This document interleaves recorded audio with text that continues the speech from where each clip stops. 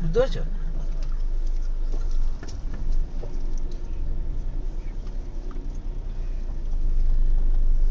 আমরা এখন হোটেলের পার্কিং থেকে গিরিবালাম যাচ্ছি। গিরিবালাম মানে হচ্ছে অরুণাচলেশ্বর যে হিলটা আছে, যে পাহাড়টা আছে, সেটা হচ্ছে স্বয়ং মহাদেব। বলে অরুণাচলা মানে হচ্ছে যে অচলা, সেই মহাদেবী হচ্ছে স্বয়ং অগ্নিকে রিপ্রেজেন্ট করে।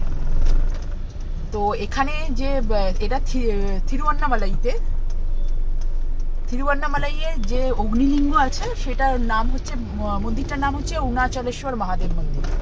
তো সেটা হচ্ছে পঞ্চভূতা স্থলা, যে অগ্নি, বায়ু, আকাশ, পৃথিবী আর জল,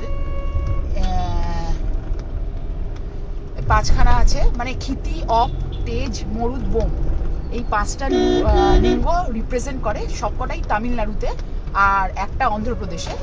শ্রী কালাহাসটি হচ্ছে বায়ুলিঙ্গম, তারপরে হচ্ছে একাম্বরেশ্বর পৃথিবীলিঙ্গম।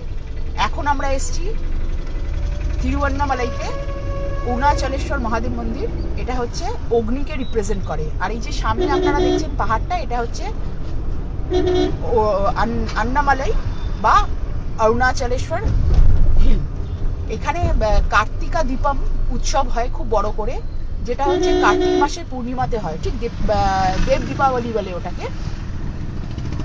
দীপাবলির মানে যে আমাদের কালী পুজো হয় বাঙালিদের, সেই কালী পুজোর ঠিক 15 দিন পরে পরে এই দিনটা।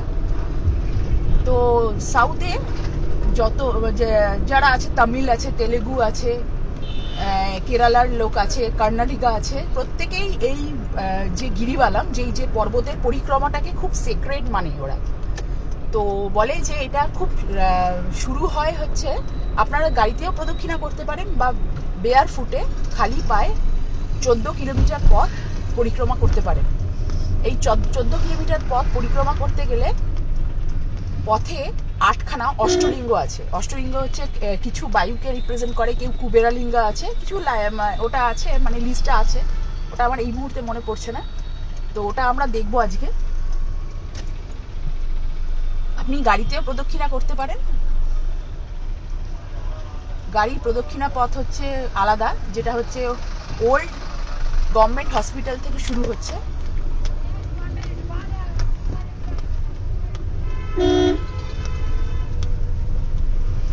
তো আপনারা দেখতে থাকুন, আমি এখন আর কথা বলছি না।